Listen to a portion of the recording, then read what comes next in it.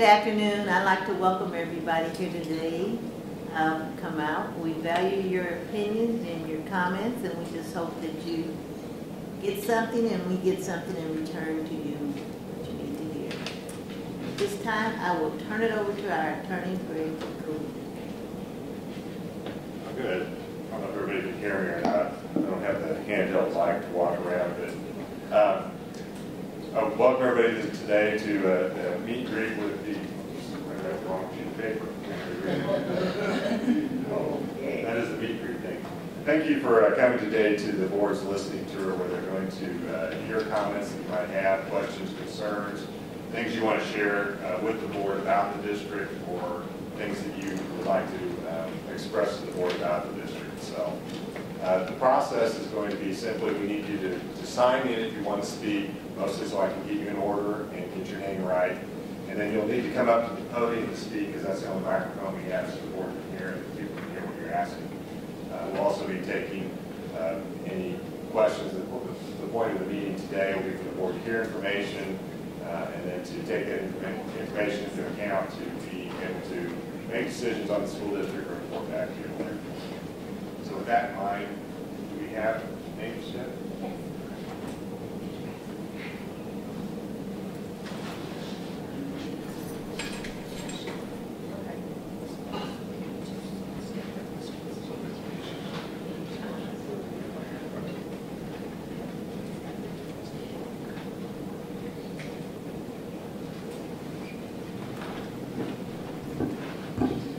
So for the first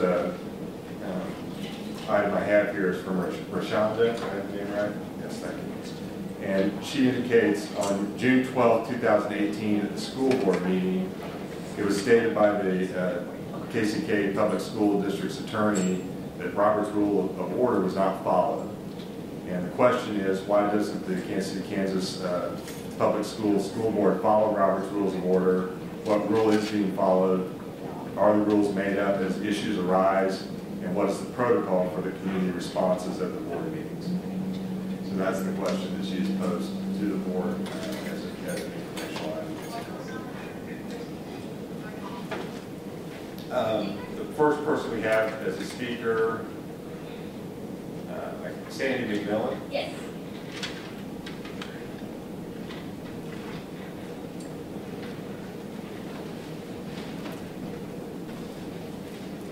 I'm Sandy McMillan. I'm a recent retiree from Kansas City, Kansas Human Resources Department. It'll be 1 year in August.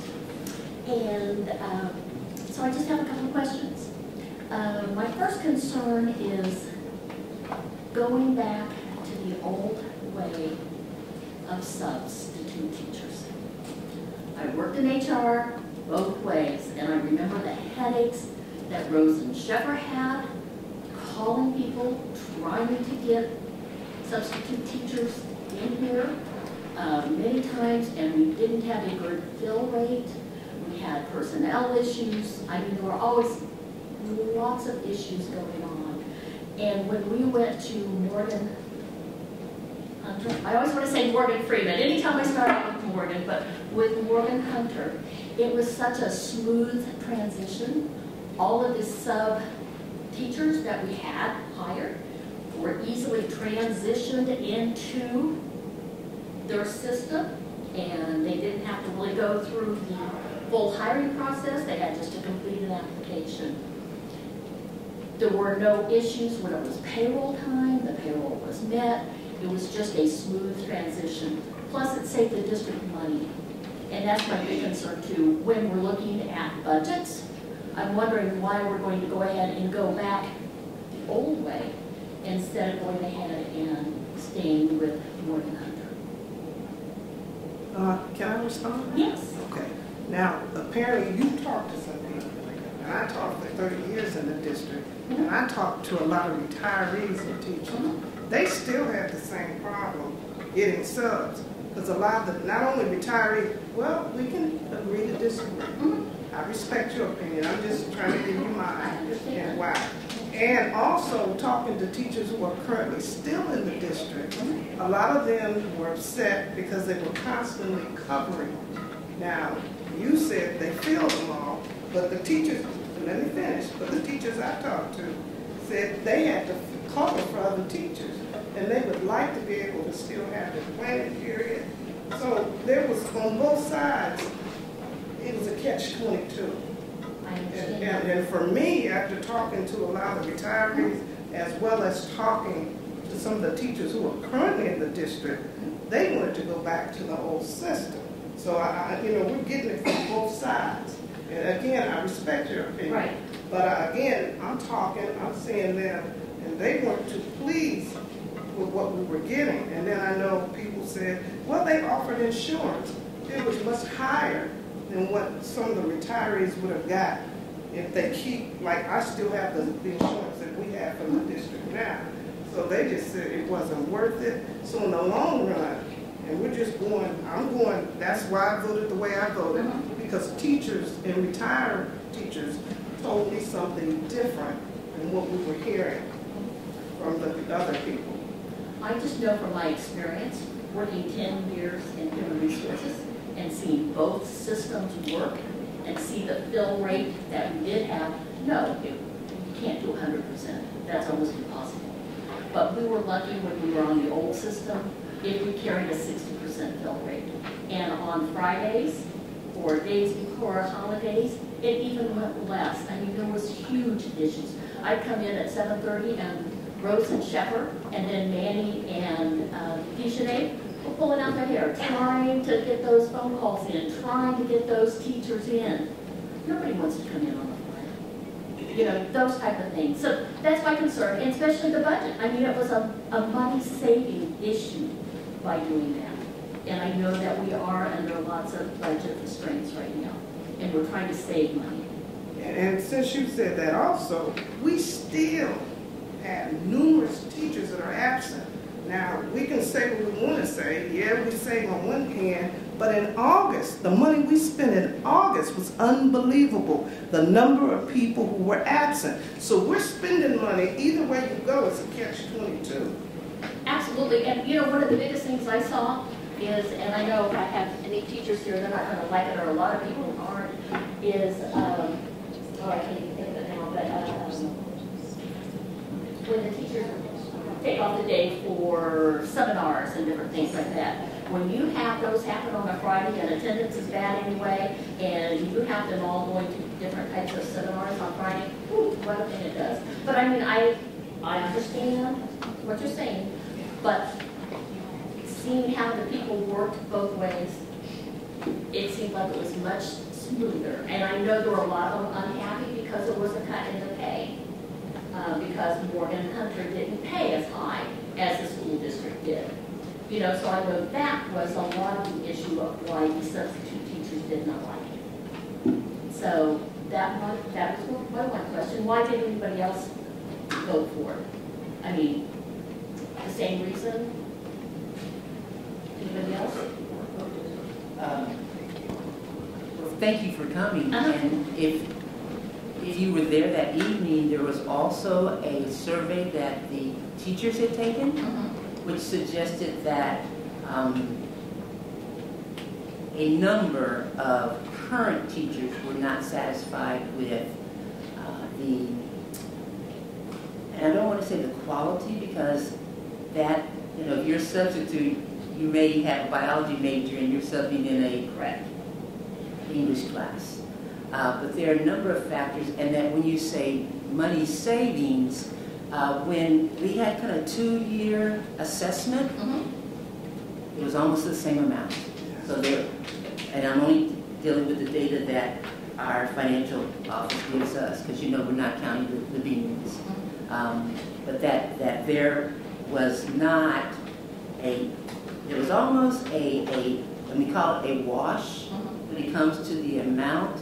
And furthermore, when you figure in different numbers like insurance, like other items, you don't calculate that anyway. So those numbers had to have been removed. So listening to teachers, current teachers, listening to parents, that was the explanation. And 2 years of data to say that there was not, as presented to us, difference in cost. I will have to go back and look at those figures, because from my understanding, there was a cost savings. So I still think that is true, but I will have to go back. I'm not saying you're wrong. I just have to go back and look at my. We're only providing Right. numbers. We don't create the numbers. I understand that, but I do want to go ahead and double check that again. Okay, thank you. And then my second question. The contract, what was it for? Is it CIS or CSI? The $85,000 contract that was approved? I have, once again, maybe you can explain it a little further. What's it for? We have done so many companies coming in and doing reevaluations of all of the job descriptions, all of the job duties, all what people do. And every time somebody comes in, it's going to change a little bit. But I'm thinking $85,000 when we could have hired 2 more teachers would have been a wonderful thing to do. And it seemed like there wasn't enough discussion about it. It seemed like on that night, it just came in and all of a sudden it was approved. And I thought it was supposed to have some discussion that meeting too, but it just seemed like it was just a vote, and here it is. Well, I'll gladly address that. First, let's address your question of savings. We have a large budget. We have a working community that works hard to pay the taxes. And so we're very, and if you've been paying attention to my tenure on the board, I've been very concerned about the pennies and the dollars. And so being accountable is number one. Being accountable to the taxpayers is number one. Be accountable to our students and their level of education and achievement is number one. So in the movement that we're direction going to as we transition to further new beginnings, we had a board discussion. And again, you come with knowledge. And so I don't want to disrespect the knowledge you have from inside. And you say, how long has it been since you retired? August 1st, so soon will be a year. A year. Not quite a year. And hopefully things don't change that fast. Well, they have been here lately. Okay. Very, very much so. I'm talking about on the inside side. But the straight answer to you is there are ways always to improve. Absolutely. And our administration and our board have been working to look for ways we improve. And that, as we, as a state board, asks us to assess our curriculum and our delivery and our student achievement, that is the spirit of improvement that we discussed. And we are looking forward, and so are the administrators. Some of the administrators are looking forward to us looking at our job descriptions. Example, we took a closer look at the job description as we moved to higher than superintendent, because things have changed. So everyone is looking to be accountable to the taxpayer, be accountable to students, be accountable to employees, and move forward. And that was that is to continue the spirit that this effort will be performed. I can understand what you're saying, and I agree with part of it, but I still think financially that was a big sum of money. I think sometimes change is very good, and there has been so much change, but sometimes when you have so much change in such a short time period, I think it causes more confusion for people, because it's like, well, I don't know, yesterday it was this way, today it's this way, and then tomorrow it's a whole new system. And I think sometimes you have to get in and get a feel, and I think sometimes it's been unfair to the new board to have to make so many decisions so quickly while they're still learning exactly what a board member does. And all of a sudden, they're having to learn a whole lot of stuff being thrown at them at one time and make some unbelievable decisions that affect students, every grown-up, every child, every day, that they're being affected by. And I mean, you figure, what, four new ones? And that's a lot of change for them to have to grasp all of a sudden and become experts very quickly. But in response to that, ma'am, we have not been given, to me, the respect that we deserve. We just didn't come off the street. Ms. Drew and myself have taught for 30+ years. We've been in this system and we've seen a lot of things. And there were some things to me, and I'll speak for me. I just said the two of us have taught for a long time. Mr. Brown has his MBA. Dr. Yeager has a PhD. And we just didn't come out the alley. We came in knowing there's some things that need to be done.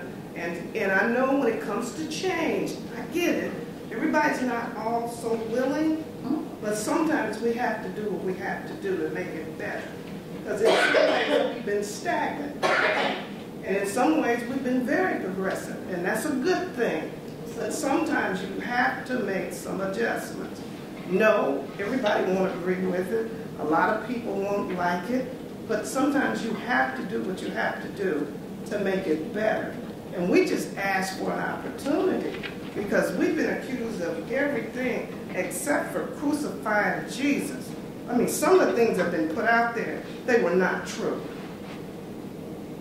And some of the reports that have been written, they were not true. Now, if you're really going to write an article, at least be fair. Interview both sides. And it's just been a little mind-boggling. But we're going to keep on because we want to do the right thing. We are here for the children. And we want them to get the best possible education they possibly can. So we respect your opinion. And it's my opinion. Just like your opinion is your opinion. Yeah, yes, ma'am. And that's what matters too, is your opinion. Yes, matters ma'am. to you. Okay. While we're talking about factual data, the reality is we did pass it in the morning. We had a meeting in the morning. It was open for discussion in the morning. We asked for questions more than once. There was a committee of 3 people. I'm a professional, HR background, IT background, professor, business leader. One thing that is constant is change. Absolutely. Our students are failing in many areas. While we do have great accolades or what have been doing for the top, we are leaving a big chunk out for our middle and lower children. Also, the reason for the analysis, because even our hiring practices, when we look at the job descriptions, we have master level staff getting paid in the $30,000 to $40,000 range. We have bachelor's degree with no credentials being paid $70-something thousand. It is unfair to look at the data and do nothing. What we need to do is understand that we have to pay for the quality we expect. Just like you said, you have a concern about the amount. You cannot expect someone to come in and analyze and give us methodologies that are proven and comparative and pay them a less amount of sum. You can believe that as a business leader and owner, those dollars will be kept to make sure that what we are getting is an $85,000 quality report. We just paid an analysis to be done on certain hiring practices, and we paid a low amount for that, quite honestly. And so what did we get? A 1-page report. That is not what we're asking for. We're asking for something to be done, to have the proper analysis to be done in an effort to save money in the long run. So to do that, it would be a poor choice for us to see that these problems exist and do nothing. As Wanda Page has said, we do not come from an uneducated background. The people who elected us know we have a great reputation for being responsible to our staff and citizens and responsible to ourselves to make sure that we uphold the standards that we expect for ourselves. Also, as you guys know, I have children in this district. our decisions do not impact someone that I do not know. These are my children. The decisions we make today will impact how my daughter will graduate in 4 years, what her degree look like, how competitive she will be, and where she can go. My son, he's going to kindergarten. This will impact his learning when he's in that classroom. So I'm very much aware that what we're making and the decisions we're making quickly is not in vain, because my children, as well as my reputation, will follow this. And I'm confident that we have made the decisions needed to push our district forward. So again, thank you so much, and I appreciate your feedback and allowing us to clarify some of those points. That's why I'm here. I want to hear all sides, and so I can make my decisions, you know, by hearing all the information. I try to watch the board meetings online. I can only watch them on YouTube, and it's 2 days after, but I do try to keep up with what's going on. I'm very concerned. My children went through KCK PS2.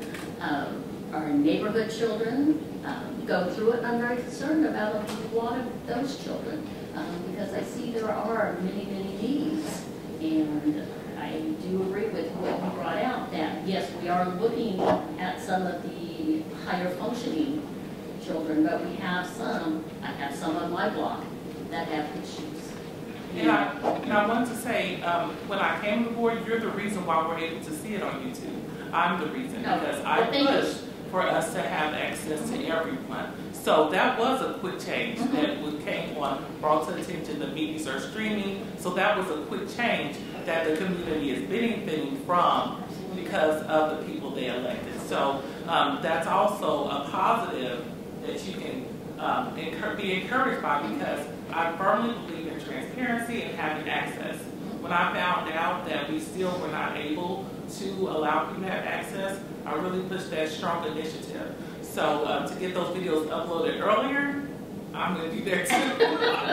That's why this is live streaming. And I understand all of that, you know, and I truly do. But I think just sometimes, and I just want to make one more push for HR, having been there for the last 10 years.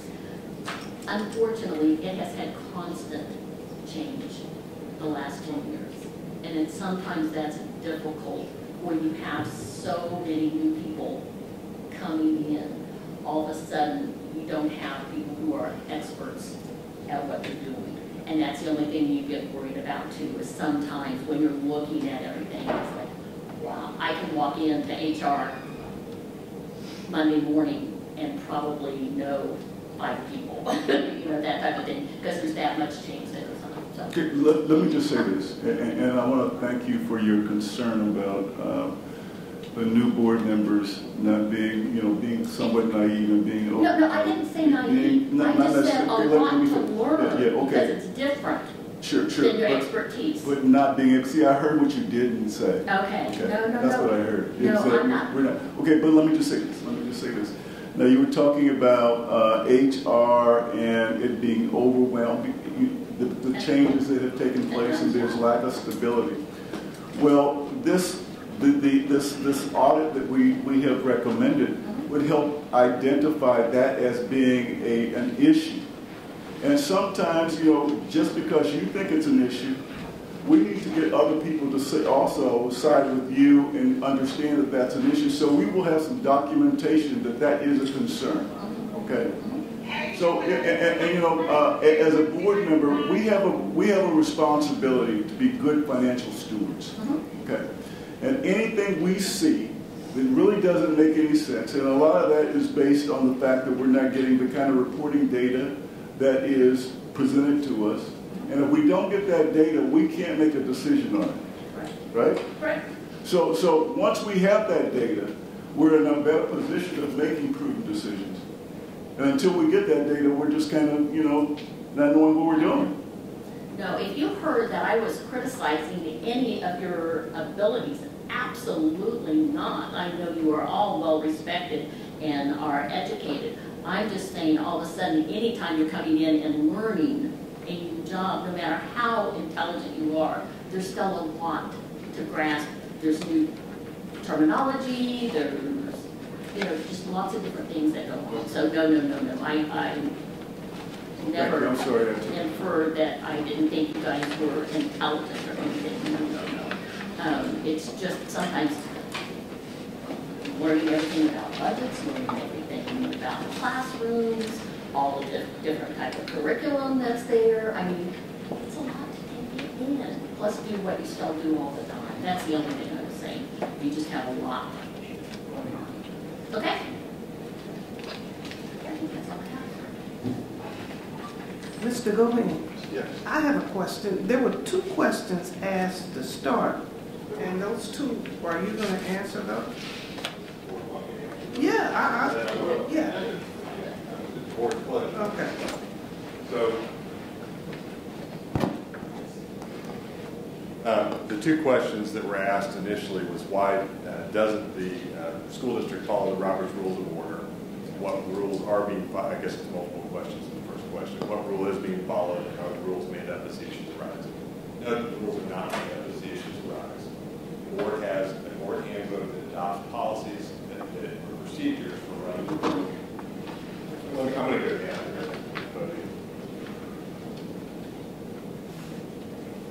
I want to make sure everybody can hear, and I'm standing up there. I don't think it was accomplishing that. The question that was presented was whether the board, why the board doesn't follow the rules of order for Robert's Rules of Order, and what procedures does the board follow in connection with running its meetings? What procedural rules does it follow?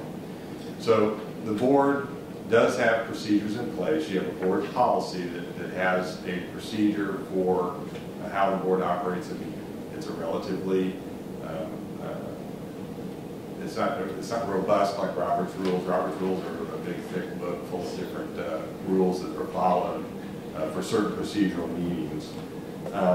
The board also has a board handbook that is also adopted by the board that contains more information about the meetings and how the meetings are run and how you get things on the agenda, things of that nature. You're also governed by Kansas statute, which sets forth rules for how you put things on the agenda, how you vote on things of that nature as well.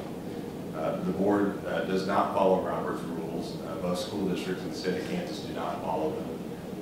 If you follow Robert's Rules, you do that by adoption. The problem for a Kansas public entity like a school board is that some of the procedural rules that you would follow under Robert's Rules conflict to some degree with the process that you fulfill as a statutory elected official with the state. So even if you adopt Robert's Rules, you'd have to do a modified version to run it. And because they're so complicated and have a lot of things to them that don't necessarily comport with what the statute is, the recommendation from the Kansas School Board Association, which is the policy group that you adopt things from, recommends that Robert's Rules not be followed. So that's the why. What is the protocol for community responses at board meetings?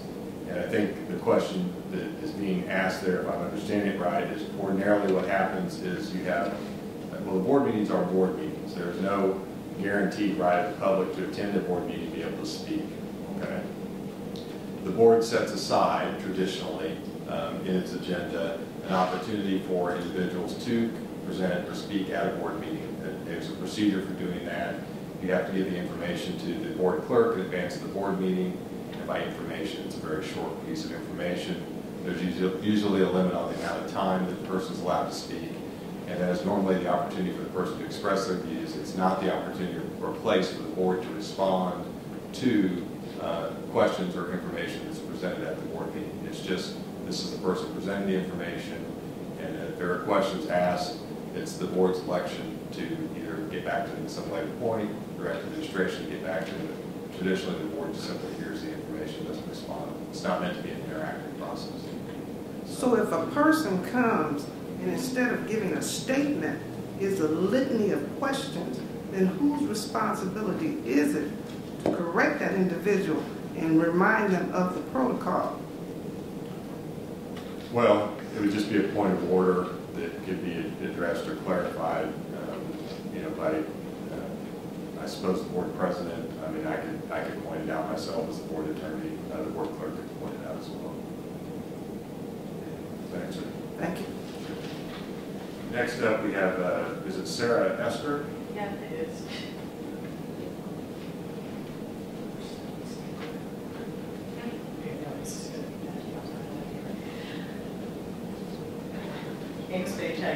are you doing, sweetheart? Sure. Okay, so hi, I'm Sarah Esther. I teach at Argentine Middle School in KCK, and I've been there for 12 years since Miss Page made the wonderful decision to transfer to Central, and they hired me in her place, which was the best thing that ever happened to me because I got the best job in the whole wide world. And I'm always telling Miss Page every time I see her, thank you so much for transferring to Central because I got the best job with the best principal at the best building on the planet. So I'm also saying that, strangely enough, for a teacher, I am the worst public speaker in front of adults in existence, and if I fall over, I pass out, please forgive me. That being said, okay, so I have a comment, and I have, let me see, I know I'm all shaky, I'm sorry. And I have, I think, 4 questions. So my comment first is on the ability and the achievement level of students, which I had come up with my comment before you made your comment, so it's not a response or anything. I've been teaching this district, last year was my 12th year, and I have noticed consistently teaching 6th, 7th, and 8th grade that as I gain new groups of students every year, that their ability levels have increased every single year that I have taught in this district. When I first started, and I teach social studies, which kind of gets the least amount of love in the elementary school buildings, and so if I'm seeing growth in my subject area, that means it's probably actually happening across the board. So, you know, like my first few years, it was real rough, but now I get students who can actually, they can write paragraphs, they can express themselves in, debate formats and very solid, complete sentences, and they can go back and forth, they cite evidence, they can do research, they can identify reliable sources. When they come to me in 6th grade, they're doing this. And now, also with Argentine, we have this thing where we visit 5th grade classrooms as part of our transition program for 5th graders to 6th grade. And I've noticed more and more and more of these things being done in elementary school classrooms in the forms of anchor charts, common classroom practice. And these are things that I did not see when I first started. I mean, so there is a huge amount of growth, and I think that over the last 12 years, I have watched us do amazing things as a district. And I'm really, really proud to have been a part of it. And sitting and listening to the last round of questions, some of my questions were similar in that I'm proud to be a part of this district. I think we've done great work, and I also sympathize with your guys' need to examine the effectiveness of our bureaucratic structure and how it works and how it functions financially as well. On the other hand, I also hear you guys say words like, transparency and accountability to the public and to our community, but mind you, I teach, it's like a full-time job. I'm designing lesson plans right now and everything else. I'm going to be honest, I do not have time to read every single bit of the board meeting notes or to watch every single board meeting. I was told there were not bids for the company. Were there more than one company that came in to do this HR examination thing? Did we get more than one bid for this thing? Do you know the company I'm talking about? What's the name of it? I think it was CES. That right. Yeah, sorry, I get in front of people, my brain just turns into jello. So I heard that there was only I think one our bid. attorney can cite you the statute that explains that to you, and all of our consultants and architects. So,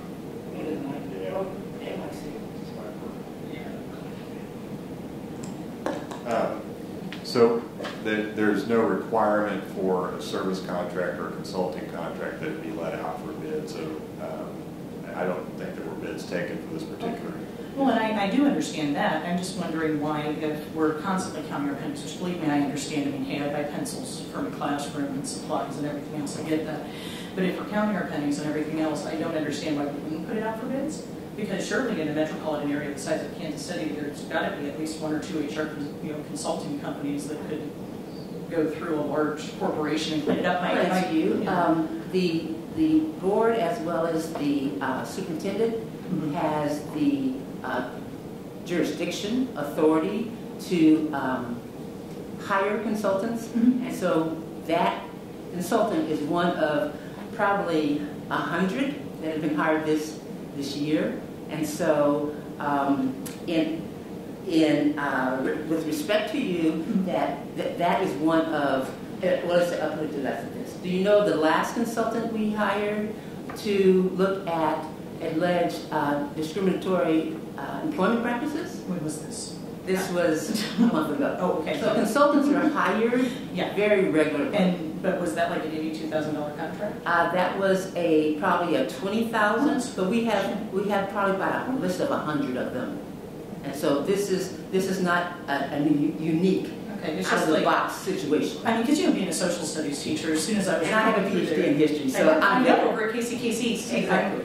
I will admit I'm only about 20 pages through your dissertation. Was it Jamaica and, yeah, Oxide. Yes, Oxide. I gotta look that up. Yeah, anyway. But no, a short answer to the long question of questioning, which is great, but this is one of probably, and I'm probably low, 100 that may have actually have been hired within the maybe the last 6 months, 8 months, a year. Well, and that sounds. It's a regular routine that this district uses. Well, and I understand that if you're getting a ton of different consultants for different things, and believe me, we see them coming in and do speeches for all the different services we provide for students, right? You can't get bids for every single one of them, but if, let's say that we start spending more money on this particular consulting firm, then would that be the point in time at which we would maybe look at bringing in other voices on it, or seeing how much it would, does that make sense? Because we follow consistent practices, so they're all open, but your comments are well taken. So. Okay, thank you. Okay, and then here's my other thing. On this note, right now, I love my job, I love my building. My principal's amazing. Jeremy Bergman, too, thumbs up, great guy. Mrs. Barney, also excellent. But I do know that on a staff and district level, there is a morale problem among staff, and it stems from several different things. Part of it's, the stuff going on in the State House for the last couple of years has led to a statewide teacher morale problem. And then also we operate underneath, a lot of stressors that you might not find in, Shawnee Mission or Blue Valley. What are your guys' plans to improve staff morale and not just among teachers, but among certified, classified, central office staff, everybody? Because I think that's where you're really going to get a big bang for your buck, as it were, is if you can make everybody really happy to be here and make more people want to come here and work. Then we might also have less of a problem with, say, long-term subs as well. So that was my other question, is what's your plan to improve staff morale? And to me, it's funny that you asked that, because that's something we've been trying to deal with, and we haven't always been met with an openness to a certain degree. And we felt, and it had to do with the sub situation as well, because when you have so many people being absent, you really have to look at yourself and say that there is a morale problem. Why aren't people coming to work? So we thought if we could work on the environment and make sure that we have adequate psychiatrists, social workers, counselors, what have you, to help our kids deal with some of the issues that they're having. So that way teachers won't be so overwhelmed. We want the kids to be okay. We want the teachers to be okay. So that's something we worked on in the budget to provide funds to help people heal. Our babies are hurting. And they're dealing with, I think the terminology is post-traumatic stress. So we got to deal with that, because they're looking at all kinds of things that are going on, and they're being affected by it. So we need to be able to help them.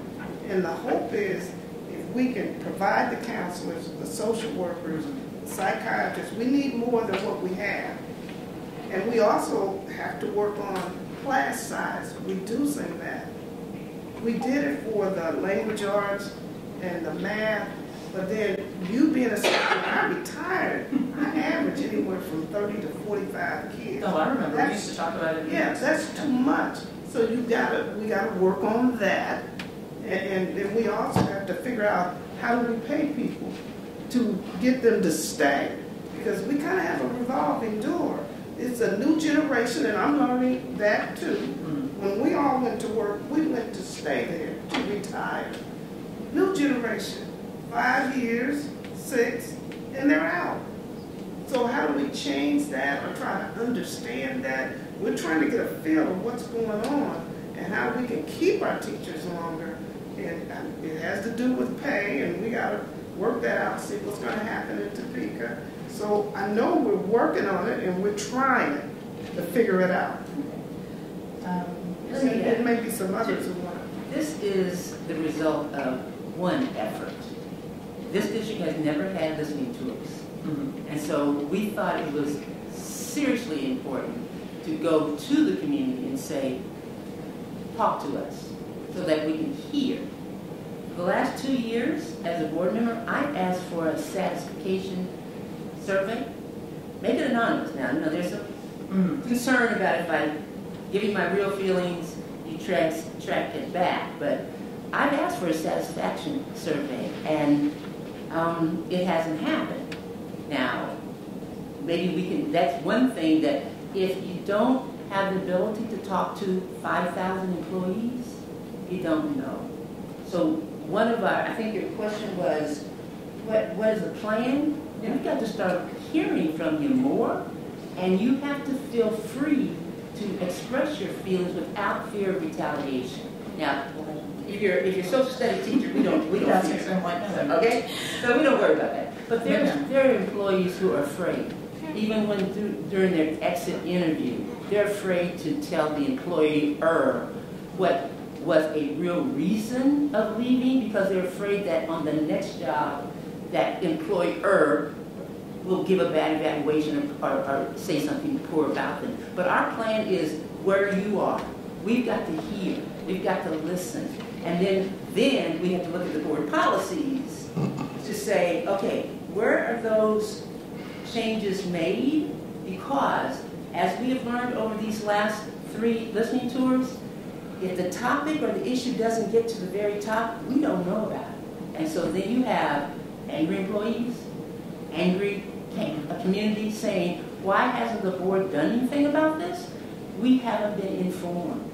So there's a plan that we'll have a lot of listening tours, and a lot more interaction. And then kind of just, okay, because I'm going to go there because I'm such a substitute here and this will be good.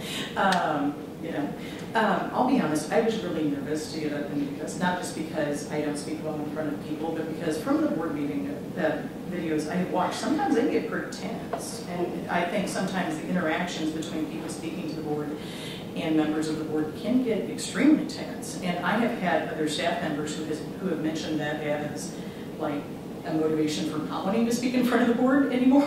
And so I was really, really nervous when I got up here to do this, because I did not think it was going to go this well. In fact, the only reason I did get up here is because I know you two, and I figured you would throw things at me immediately. So I will say that establishing, I'm trying to think of the word I want to use, like a community, a rapport, starts from the top and goes down as well. And I know that I talk in front of people all day, except they're shorter. And I always have to sit and think about how I come off, because I'm very, very direct, and my directness can be misread as not direct but other things.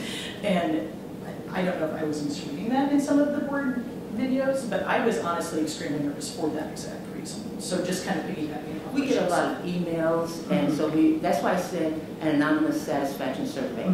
That, if it could be anonymous, that's the easiest button you can push by writing anything and not signing your name. But we would prefer, but we get emails and people are honest and willing to say, I am here, please hear me. And I think that's what's most important, and we're super serious about that. And a couple of things I'd like to clarify. One, I apologize. I did not think this was live streaming, so I apologize to my constituents who I asked to join today online, so I apologize for that. Another thing was there were listening tours in the past, way in the distant past, that I heard they used to do it way long time ago, but it hasn't been something recently. So we can't sure. It was a long time ago, but this is something this board feels strongly about. Okay. And then to your last point about some of the challenges or questioning that we have for people presenting information, one important thing to know is that some of the data that we're getting is not clear, it's not accurate, or it doesn't represent what we're asking for. The most recent example that comes to mind is when we asked about the diversity statistics, and we saw the numbering percentage, but when we asked, well, how many African American, how many Hispanic, how many Asian, that question could not be answered nor backed up with appropriate data. So when we asked them, well, what does this percentage mean, it could not be explained. So that's very difficult as a board, as you were saying, to present us with information without the appropriate data to provide the correct and accurate information is something that respect goes both ways. If you're an executive or CEO or even a teacher, as you know, when people present information, you want to make sure it's factual. So our goal is to operate in facts and to make sure we get to the bottom line by asking questions. And so if information is given to us and it's not clear, and then we ask and it's not able to be explained, or it's asked and the numbers don't seem quite right, we're going to keep asking questions, because it's important for us to know to improve. We have to know what those numbers mean. To improve, if we're looking at data that does not represent the facts, then we need to know why the data that we're getting as a board does not match the actual situation in schools. So with that, yes, we will keep asking questions, but we hope that people will be happy to step forward and ask questions and bring that correct information, because some departments do it excellent. They can nail down to the exact percentage to let us know that information. And when people come with that, it's much easier, it's way easier to know that you know your data than to have data that is not clear or unfounded or partially given. So our hope is that when people present information on our cabinet, that they will have that data that we need to make the proper analysis, and that they've analyzed the data themselves to be able to be confident in what they bring to us. So thank you so much. Because social studies. Well, I think we even met when you came over for the Bridge to Argentina. Yes. Very nice girl. Thought she was in high school. Now, as a social studies teacher, I would never discourage anybody from asking questions. In fact, I have an entire Marzano scale that is a year-long thing that's all about your skill in generating your own questions as a student. And that's one of the main things I teach my students, is how to effectively ask questions. But we also try to concentrate on debate and respectful discourse and disagreeing in a way to make sure that we can still be friends and we can talk about it afterwards. Because, I mean, you guys watch the news and everything. You're aware that is a big problem in the United States today, and it's nice to know that you guys are taking this seriously. So, thank you. And I just want to say, and I respect you a lot, and I think you're a good person. You have a good heart, and you're a hard worker. But please tell your peers, contrary to popular belief, I believe if you have a job and that's your job and you're asked a question, you can't get offended. We know you're a professional, but it's your job to answer the question. And that's been a problem for us, because we ask because we don't know and we're trying to understand, and people get offended because you ask. That's what we're trying to teach these kids. Who, what, where, when, why, how. You gotta explore. You gotta, hey, well, what does this mean? How does that affect me?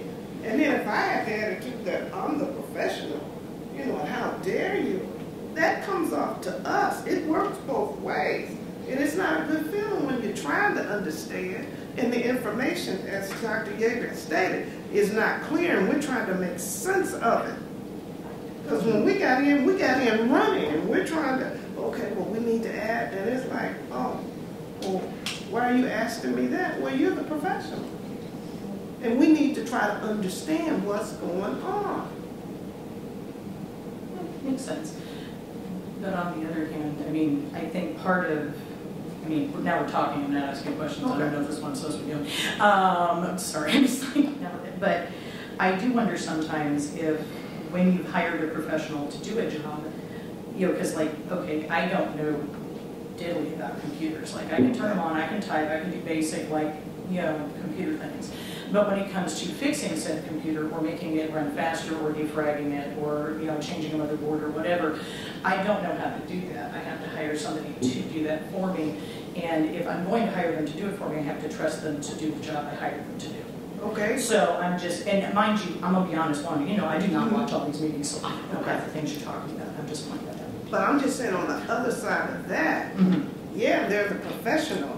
But if I'm asking you a question, it should be. I'm not the computer tech, because I always ask stuff, and they'll say, oh my God, well, hey, I'm asking because I don't know. Yeah, see, I don't care about the computer, I just want it to turn on. So, well, I mean, it goes no, I understand both ways, but we got to be able to talk and you not get offended because we ask, and I'm fighting not to get offended because you don't want to answer the question. So, you know, and you're right, it's something we And got, it's a give and take situation. we have to work on. But I appreciate you.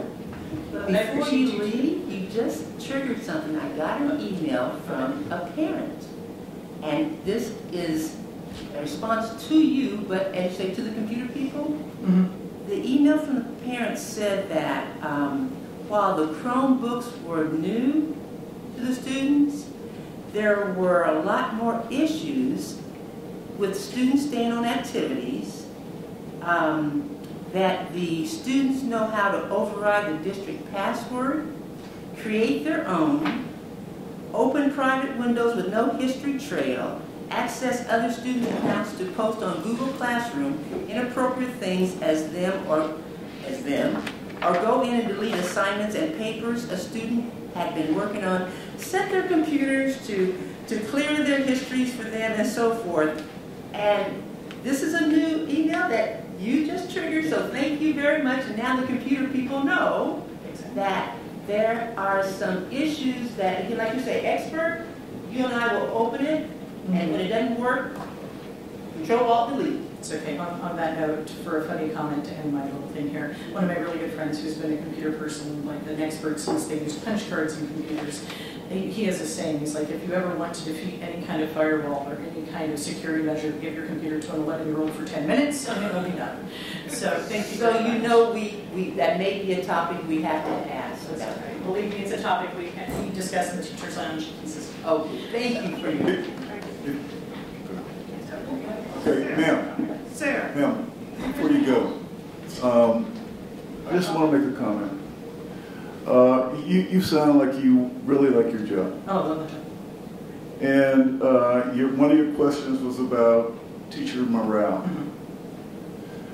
You know, I understand that if you're not part of the solution, you're part of the problem. If you could provide us some feedback as to why you like your job, that's very significant. I have been fortunate enough, the same year I started, my principal started, Jeremy Bergman. I've been fortunate enough to have the same principal and the same assistant principal, Ms. Harding. And then our other assistant principal, Mr. Eaton's been there for 9 years, I think, for almost the entire time I've been there. They are consistent. They have a clear set of expectations, but at the same time, they give teachers a great deal of, I won't say leniency, but we have a lot of agency in our building, in that a lot of the initiatives, a lot of the things we've done to improve Argentina over the years have been teacher-led initiatives that are encouraged and supported by admin, but we have the ability to be in the driver's chair on that. And he trusts us to do our job well. And he is good at, and they all three are very good at hiring good people that fit in with the building really, really well. But basically it's because I have a good boss and he trusts me to do my job well. So. Thank you. And I'm not like being nice to you. Your check is in the mail.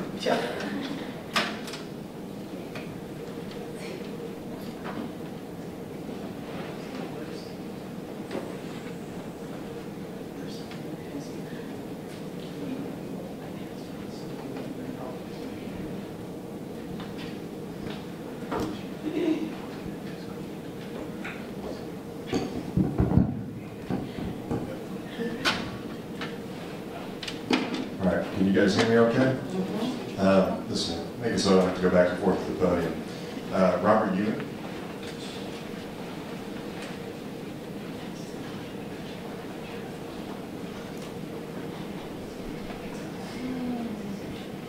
Good afternoon. Good afternoon.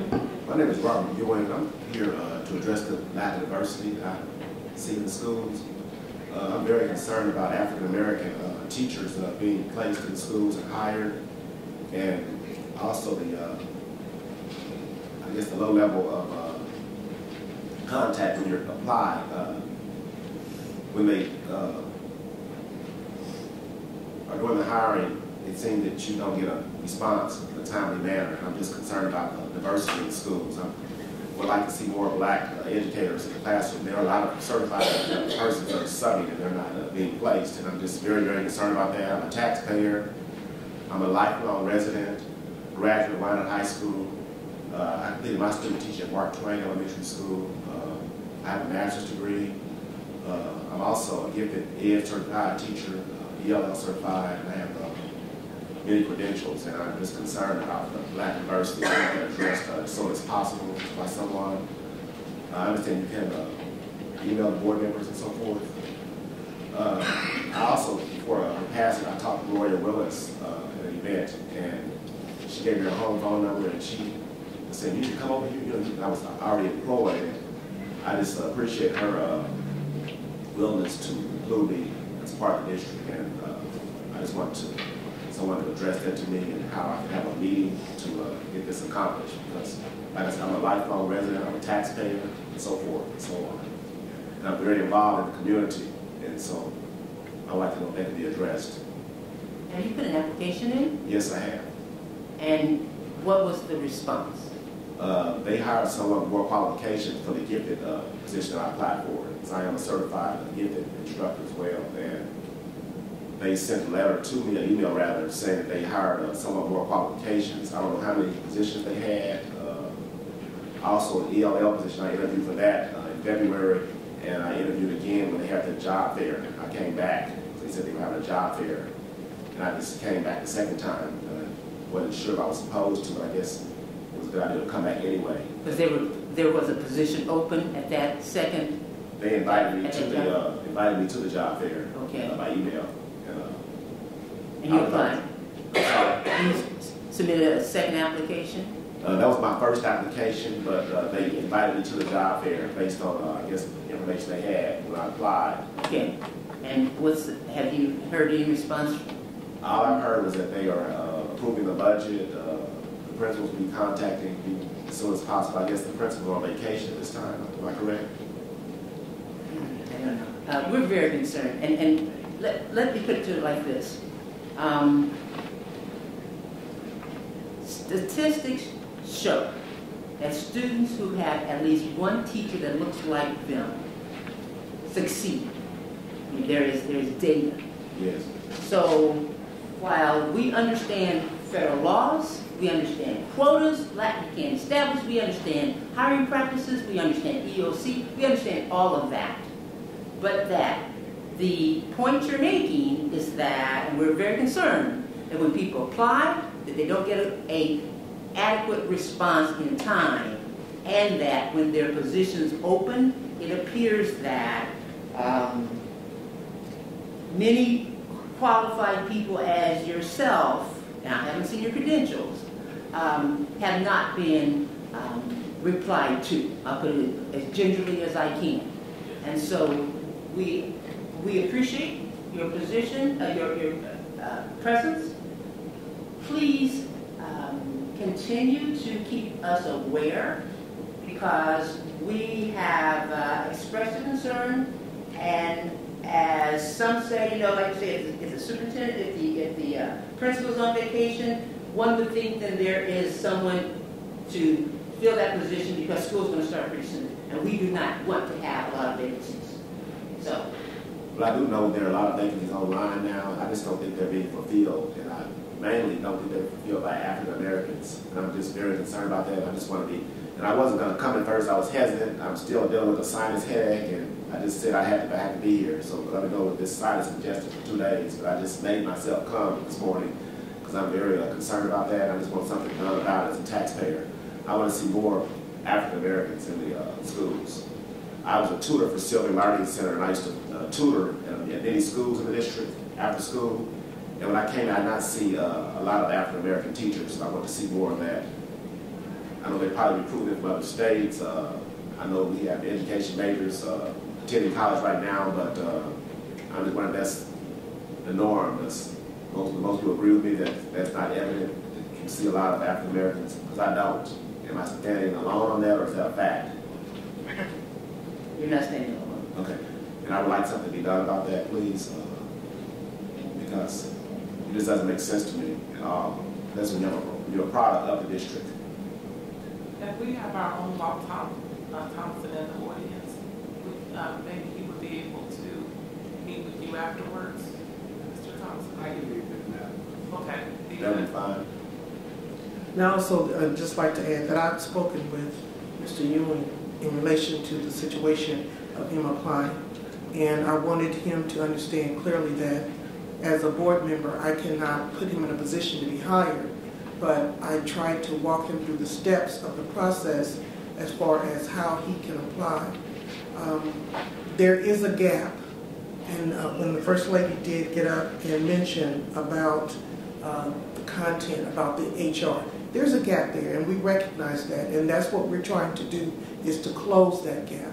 What I'm hoping will take place is that we all recognize that we have to have professional trust so that we can get this situation repaired, so that we can move in an upward mobility way, so that there can be continued growth within our district.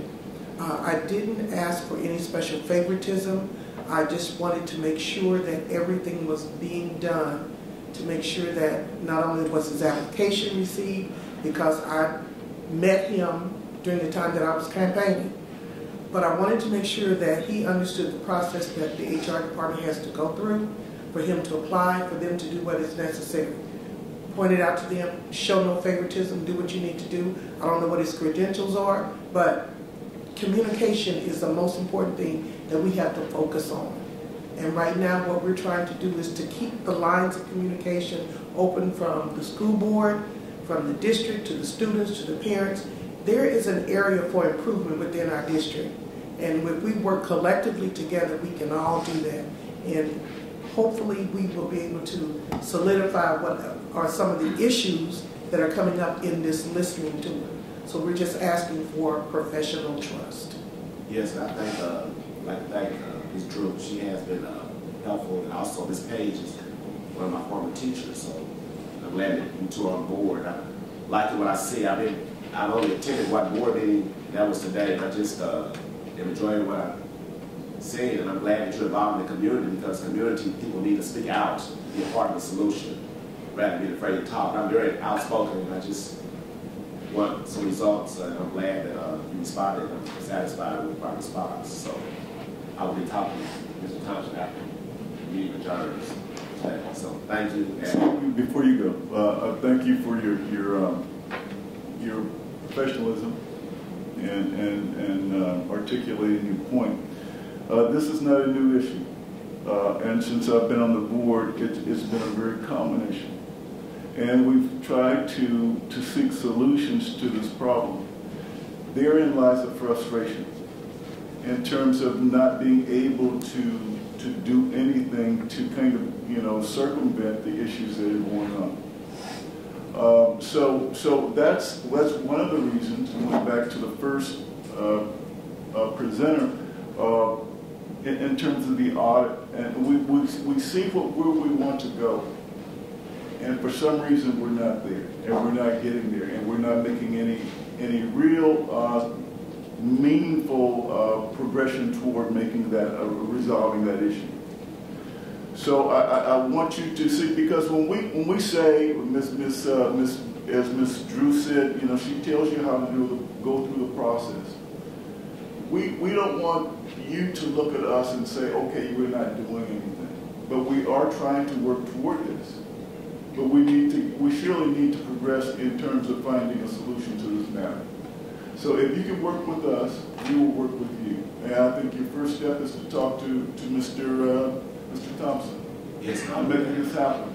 And give us some feedback. Stay current with your issue, so we can it can stay on the forefront of our agenda. Work toward making resolving this.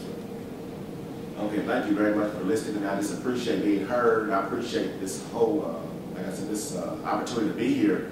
When I saw it, I was kind of surprised, because I'm not used to the public being able to address their comments as such. So I'm just very appreciative of that. I just want to continue to say that. So thank you very much. Okay, next up we have, is it Adrian Miller?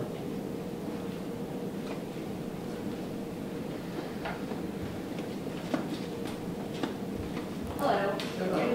I Rosedale and been at KCK for about 18 years. Maybe longer, but I lost count. So I felt like Miss Sarah and I talked before the meeting, but we haven't. I've never met her. So many of the comments that she had, I had the same thing. I would like to address the contract, and while I do feel that the contract maybe was done prematurely is probably my biggest concern. We are actively seeking a superintendent. So usually when a new head honcho comes in, they have their own ways, their own ideas. So I'm thinking maybe, well, I'm not saying don't hire somebody, but maybe the new superintendent and that agent, contract company, whatever, work together, because he is going to want, or she is going to want their own way as well. They're going to bring in their own ideas. So maybe they get a 6-month look at what's happening in KCK before, you know, a report comes out, they want changes. I don't know if that makes any sense. Instead of going, okay, we have an outgoing superintendent who has, for the last how many ever years, done things her way. We have an incoming, so we're really evaluating the administrative tier of Dr. Lane. Well, Dr. Lane is leaving, so should we evaluate the administrative tier underneath the new person? It's just my opinion. You don't even have to respond. Just food for thought. Let me comment. We are not looking at individuals, really. We're looking at job descriptions. And as you suggest, with the new superintendent, and as you as an educator, all we're doing is collecting data. So it's where we are a snapshot right now. And so that actually, when you talk to administrators and you talk to people who are coming to a new position, it's kind of like, well, thank you, I get a snapshot day one. Now, it's not going to ask anybody to, first, we're not hoping the new superintendent is going to throw out anything. So we're all messing. But, you know, I think it's just been mischaracterized, and the motives, who knows what motives, people's motives are. But no, it's a snapshot of where we are. And so that's my comment. Okay. My next comment is about the hiring demographics. I stand here as a Caucasian teacher, but I'm a mom of 3 children that are African American. And I totally respect. 13 years ago, I was thrown a 5-year-old child, and I'm sure Mr. Root remembers the story. I walked into the first elementary school. I was a KCMO parent at the time that I could pick from 7 schools.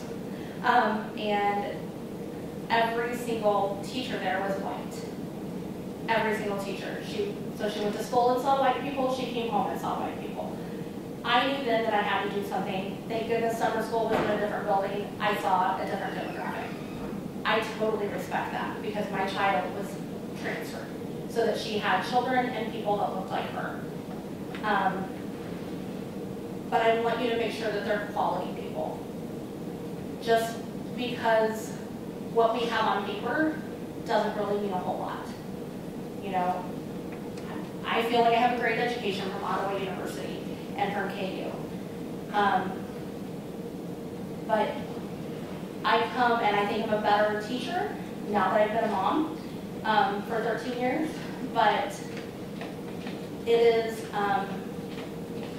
important to me that we are looking at the qualifications of the people that we're hiring. That being said, I do think when we go to recruit, that KU and K-State and Emporia State, if you're looking for diversity, isn't the place to go. I mean, I'll rock, chop, J-hop all day with you, but the diversity isn't there. So if we're looking for, you know, I teach at Rosedale, don't know, 70-some% Hispanic, I think it would be great. We struggle to find anybody to translate on a day-to-day basis. So I would love to see that. I would love for maybe some of the hiring recruitment to go beyond those big state colleges. Maybe they're not Kansas residents. Maybe there are students. I have a couple, 3 students that I've taught that are now teachers. but not in KCK, because they weren't enticed to come back. So how can we entice our own kids as they graduate and give us, I have a senior that just graduated, I don't know what KCK does, but they know everything about my daughter's next 4 years probably better than I do because they made her write it down. So if they wanted to track my daughter to come back and be a child psychologist in independent school district, they would know where she's going to be in 4 years. So maybe we need to look at some of that with our own students. How do we get those kids back that were born and raised in KCK? How do we get them back to us? And then my last comment, and I am going to comment and sit down because I don't want a response. I do watch the board meetings. It is my nighttime soap opera, for lack of a better word. I sit there and I watch these meetings, and I think there's good things. I don't think that challenging people for answers is a bad thing, but I do think that sometimes the way it comes across is negative. I think sometimes even the interactions between you, I've seen some of the looks that some of you have given Ms. Jones, and I cringe. And then I sit there and cringe because you're challenging people that are my bosses. So every day, you know, the Marcy Clays and the Dr. Strickland and the Alan Kings are the people that are sending curriculum and thoughts down to me, but they're being challenged. Can we challenge them in private more and praise them in public? I don't know. But I cringe because I want the best for KCK kids. I wouldn't have stayed here for this long if I didn't want the best for them. But I appreciate the want for the best for our kids. But how do we do it so that when, as teachers, we don't see the board in a negative light? You've not challenged me personally at all, but it's the people that I have to report to on a daily basis that I see challenged, and it makes it very difficult for me. It really makes my stomach churn. Thank you. Okay, next up we have Alan King.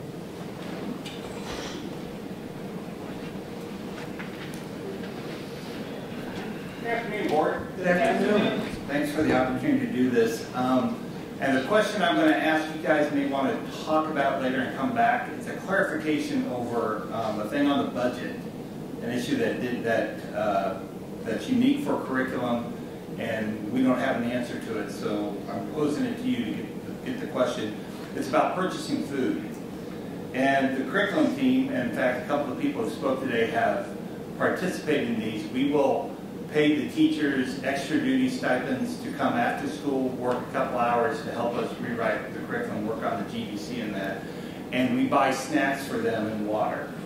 And so when you're talking about policies around purchasing food for teachers, this particular situation didn't come up.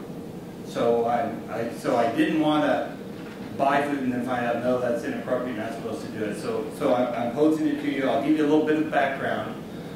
The things that we bought, it's all snacks like bags of chips, Chex Mix, cookies, Twizzlers, trail mix, granola bars, crackers, the cheese and pea crackers, the Minty Tootsie Rolls, the miniature Hershey candies, the hard candies, and then water for people. We have had 165 people who we've worked with this year, and in doing this, we spent $943.99 on snacks, $81 on water, and that averages out it averages out to about $6.24 per person, and actually 73 cents per hour for food.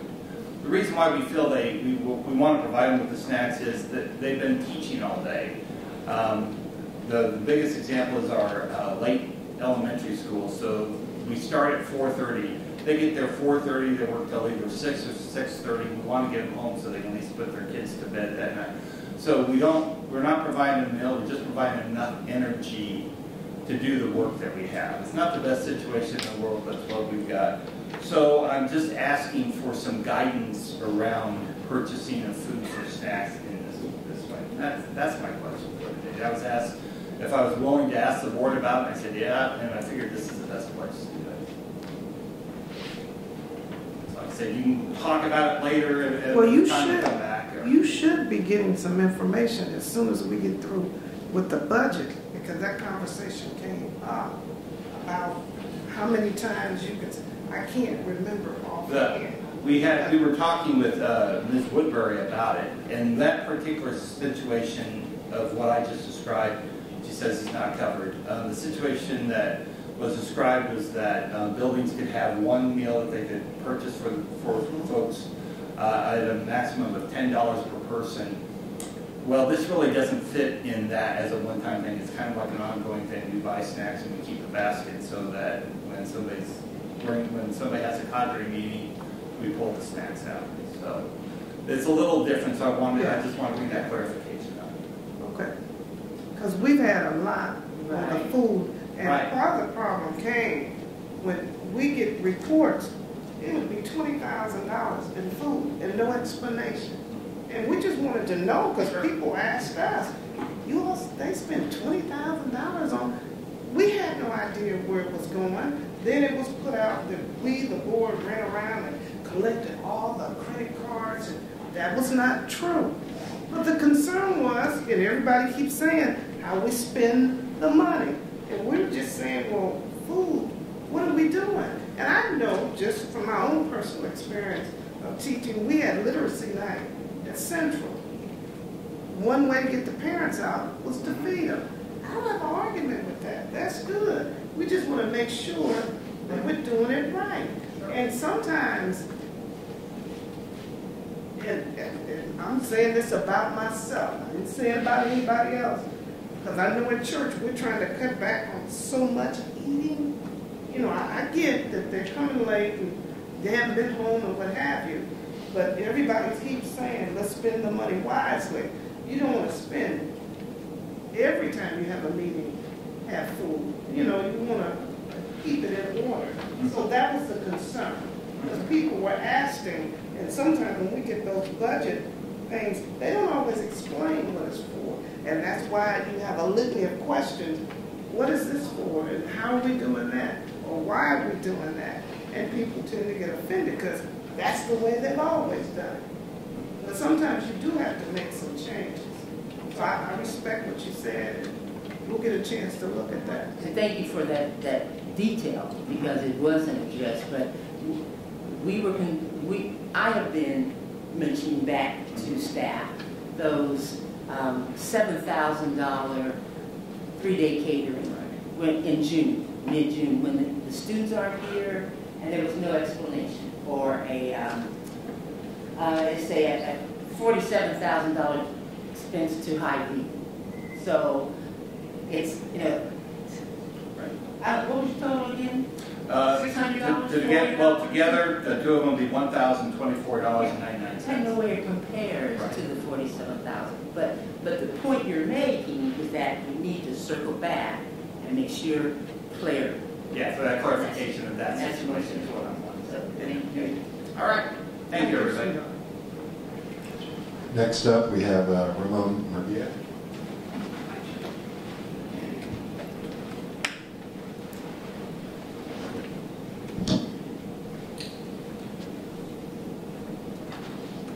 Good afternoon. My name is Ramon Murguia. I'm a resident of Argentine, Kansas City, Kansas.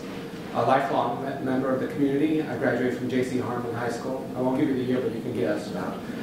I know Brenda Jones from many years serving on a board together here in Wyandotte County, and I've been very active in the community. Our community helped raise $2 million for the new South Branch Library when it was built 5-6 years ago. And we're happy to be partnering with the Kansas City, Kansas public school system and the library system in order to provide better education for our residents. And my concern today, my reason for getting up to speak today, is mostly about making sure that the board understands its role with respect to my community, the Latino community. When I was in school many years ago, my parents didn't speak English. They trusted the board to operate with procedures and policies and professionalism that were hopefully help their students, their kids, their children obtain a good education. And we were fortunate that we got a good education, my siblings and myself, and were able to go to college, graduate school, and lead successful lives these days. But now I look at the school board. Then there was not very many Latinos. There were no Latinos on the school board. Now there are no Latinos on the school board. Then we were about 10% of the student population. Now we're almost 50% is what I understand. So I just want to make sure, and I know some of you are very reticent or cognizant of the fact that your duty is to all the children in the district and to represent the diversity of this school district. And I think this diversity is a very important strength of the school district. And I have no doubt that when I was in school, those people on the board understood the role of providing a quality education. And so I know there's a lot of talk about teacher diversity. I mean, my Latino community would want the same consideration with regard to all that. But in the end, it gets back to the issue of quality teaching. And I'm not laying the trap. I do believe that there are a lot of qualified Latino, African American, Asian teachers out there that could be hired for this district. But I think the overall understanding ought to be, and my two children went through the district as well. And what we were concerned with when they were in school, what I'm concerned with today, is that all those teachers understand their role is to help educate those kids. Yes, I'd like them to be proficient in their cultural background, in their language skills, so they can help them. But they also have to bring a desire and a passion to help those students learn. And so my comments to you are just to make sure that we maintain a high level of professionalism and ethical comportment. I agree that diversity is important in teachers and ranks, but this is not about people providing jobs for other people just because of their race either or their backgrounds. It has to be about the job, and I don't envy you and your job on this board. I think it's a tremendous compliment that you're willing to take on that responsibility, don't get me wrong. But with that responsibility comes certain representations to me as a taxpayer and a resident and a parent, that you will do your job the best you can for all of the children. And so all I'm asking for you is to implement the policies that consider learnings and quality teaching for all the children in the district. And I don't so much have a question. I'd be happy to answer any questions you had for me. But I want to be a good partner, continue to be a good partner. I sit on some boards of foundations. I still live in the same community I grew up in. I want to be a good partner with the school district, but I also want to see that the school district and its board is doing the right things on behalf of everybody in the district. So that's all I have for today. Well, I'll say first, thank you, and I'm sure you know Janet. Janet's my sister. Exactly. I have had the opportunity to work with her. You know, I had this morning a host. There was a host. She hosts some families from Honduras that go to Harmon, and her question and concern resembled yours.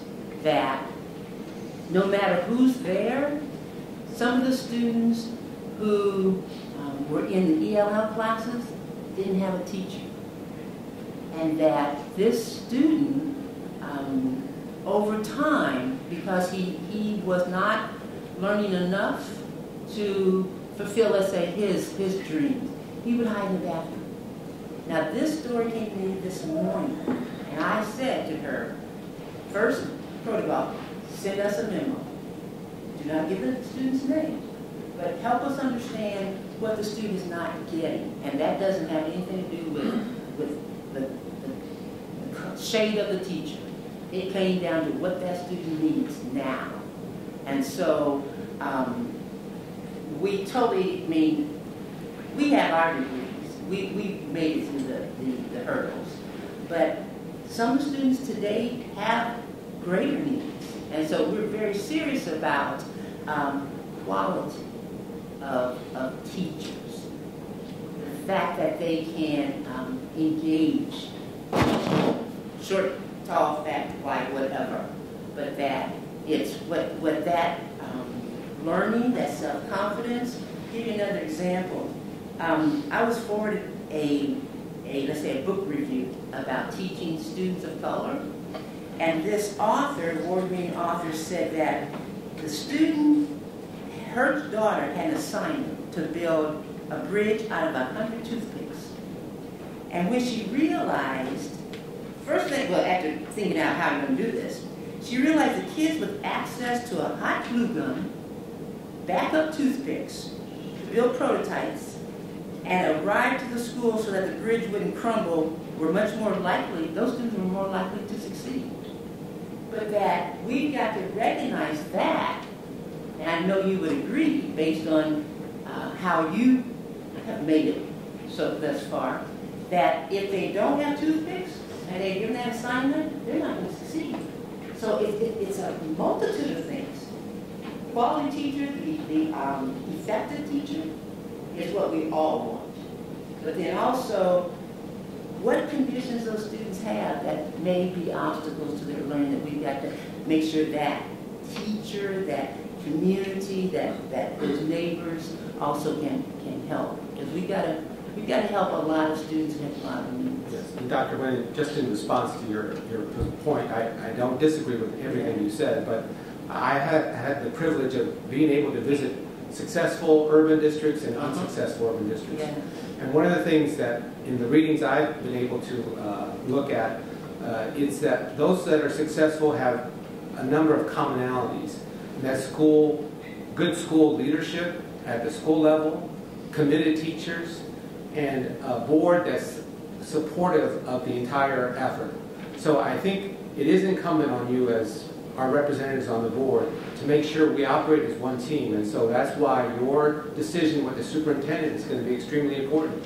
That person understands, especially in a community like Wyandotte County that is very diverse, that their job is to educate everybody and for you all to work with everybody and get a team effort to improve education. We all know that there are failings in our schools currently. There have been failings when I was in school. It's not something we should take lightly that we let those pass. I mean, I think we want every child to learn. But at the same time, we have a way of, I think those successful districts have a way of doing that incorporates partnering and supportive nature between everybody so that everybody's pulling in the same direction. And I think I would say I've been fortunate to work with people at the Argentine Middle School, at Emerson Elementary School, where my children were, and at Sumner Academy. And I think that in the past there have been, I think Jeremy Bruggeman is an extremely good example of somebody who understands what it means to be a good school leader. So you have them in this district. I think we need more of them. I think we need to continue to strive to get better. But and again, I'm not saying this because I think it's easy. I do think it's difficult. Your job is not easy, but I do think that you have a responsibility to all of us. And so I would just encourage you to be supportive of every child in this district and to look to do the things the right way so that we can all be proud. And I think that's all I wanted to make sure I said today. I must say one of our challenges above all things is we have, and it's across the whole United States, we have less people going into teaching, and going out there getting those teachers and bringing them back is really a challenge. But I'd like to respond to that. We do have some people who still live here in Wyandotte County. Latinos, blacks, Asian, they want to come back home. They're telling us they're applying. And then we're being told they're not applying or something happened. Something is wrong. And they're qualified. They're working out in Blue Valley, North Kansas City, Topeka, Lawrence. They want to come back home. This young man here, he was in our system. I taught him.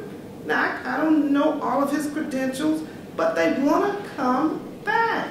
But when they apply, something's wrong. Now, yes, it is hard to find people, but we're watching them come and call and say, hey, I'd like to come back. There was a young Hispanic male that I worked with, was excellent with all the kids. He's applied 32 times. I asked about him.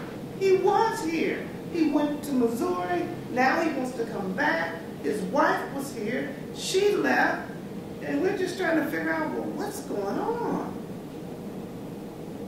So how do we get them back? That's all I'm saying. I don't know what's going on. And we're trying to figure it out. Well, I hope you do. I mean, I don't disagree with anything you said, but I think there's a way of doing it professionally that I hope you're trying to pursue, and so that we can get that issue solved. Thank you for your efforts. Thank you. Well, as a follow-up as well, we have sent quality educators, experienced educators to apply. Just like Ms. Drew said, it's not that we don't hire, but we can sure direct you to the system, and that was the result of the consultant Vicki Harris, because and it goes back to some of the other questions. The fact that the consultant looked at the whole system and said one of her comments is not only is it cumbersome, but there were some gaps. And so to respond to all of our desires of quality teacher, experienced teachers, who in urban school districts, there needs to be a little bit more experience because of the situations in the classroom perhaps, or just experience of classroom management. We have found that our system is lacking in some places, but it only became a realization when we pushed our administration to have a consultant review it, because there are too many people who are saying, I've applied, I have a PhD in X and experience and credentials in Y, and we're not interested in you, we've hired somebody else.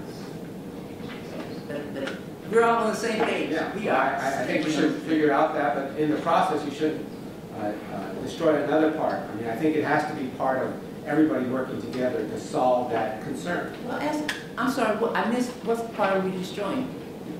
If you do that in a way that seems to overstep your bounds as board members and step into the role of administrators, I think we also have to make sure that we respect our different roles. That's all I'm saying. We didn't cross the line. Yeah. So as long as we do it in a professional way, then I'm all in favor of the district figuring that issue out, because it is an important issue. I agree. Thank you. Thank you, Ms. Jones. Next we have Monica Crow.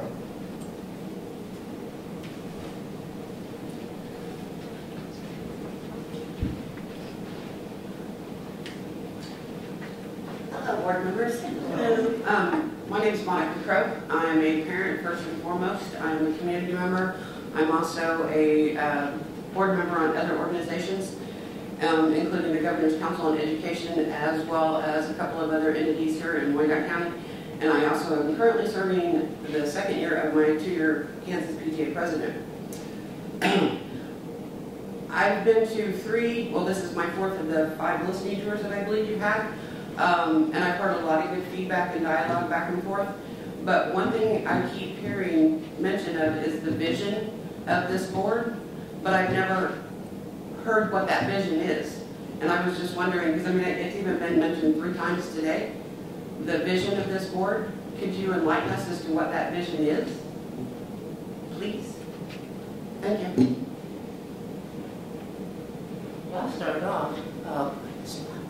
Improve student achievement so that our students who leave here not only graduate with credentials, so the Diploma Plus is online, is like right in line, but also that they can function in this 21st century global society. Quality professionals. Again, it goes back to my comment to Mr. Murguia that we have seemingly, and I think Dr. Yeager made a comment, that we have employees who express their feelings that they have PhDs, master's PhDs, and no room for advancement.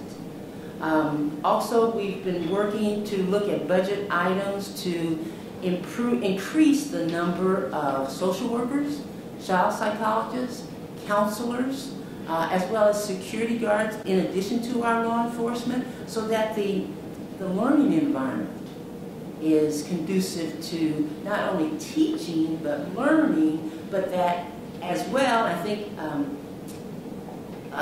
thought Mr. was with the curriculum, but also so that you all are constantly, our staff's constantly looking at the curriculum so that it is engaging. And so that is part of our vision. And one of the things that as a newly elected board member, I've learned to listen in this first year, to learn everything that I can in order so that I can make those quality decisions in relation to supporting the district in their plan with the Diploma Plus, to be able to help educate our young people, to be concerned with the idea that parents need to be more involved, to do what I can to be able to help people to see the direction that we're going in so that we can go. Do we have the answer? No, we don't. But if we collectively work together, we can. I was surprised in the word that you used, vision, because I don't recall, and I might be wrong, hearing us saying that we have a vision as a board. What we do is we have a vision as a district. And as a board member, a part of this district, what I want to do is to be able to communicate effectively on what we have to do, to recognize that no, we are not all going to agree, but yet and still to be able to have a situation such as this listening tour so that we can listen and learn. In the 35 years that I taught, I don't recall ever having a listening tour, even though it said it was done. As a 35-year member of the school board, the school district in teaching, I never went to a school board meeting. I heard about it. I read the notes on various occasions. But what I want to do for myself is to be able to support our teachers, our parents, our students, to be able to help make the right decisions. Change is a part of this district right now. But we're all coming in different directions. And we all have to find some way in which we can collectively work together. Will we? Eventually we'll get there. There always is a storm. And once the storm is over, there is peace. And I see us moving in the direction of getting to that storm. But if we work collectively together to try to bring about the division of helping our kids.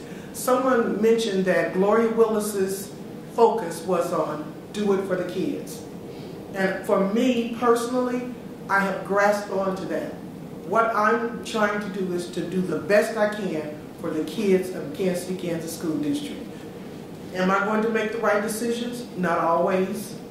But I'm willing to do what I can to bring about that change, to work and make things better in any way possible.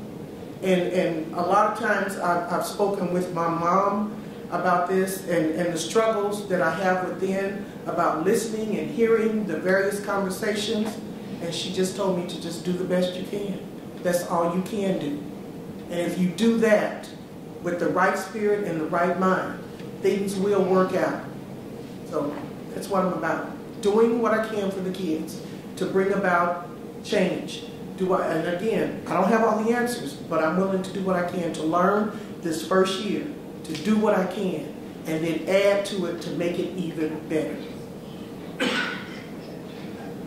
As we think about the vision for the board, one of the vision that I see is that we're more proactive instead of reactive. Currently, based upon observation, we base our information on a reactive state. Our goal is to have the top schools in Kansas, and we cannot operate or function on that if we're constantly reactive rather than being proactive.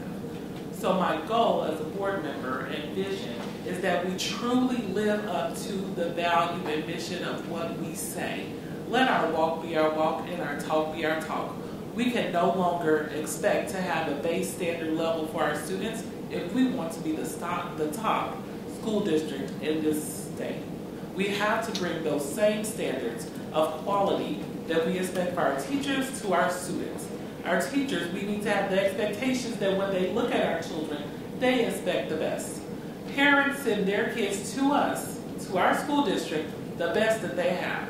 It's our job not only to help educate our students, but to educate our community. It's our responsibility to help our parents understand what it means to go to college, what it means when we just sign an agreement with KU to do a 3-year bachelor's degree. What does that mean? To our community who may be first generation, they may not know what it means and the value of what it takes to have a 3-year bachelor's degree. If they complete 1 year after high school, what does that even mean? So further than what we say, we have to really make sure that we're engaged in the community and help educate the community. As Nina said here, we have people in our community who want to work for this district. We have opportunities to where we can help parents and students become certified interpreters for our district so we can hire them on to be interpreters. These are some things that we've talked about and discussed. Previously, that was not even, based upon my observation, it was not even a consideration. So again, our vision is to truly walk the walk and talk the talk, that if we want to be the top, we need to expect it from everyone. We need to make sure the actions that we take follow up, that we're actually doing it, and then hold people accountable for being proactive instead of reactive. I would agree with what Dr. Nguyen, Dr. Yeager, and Ms. Drew have said thus far.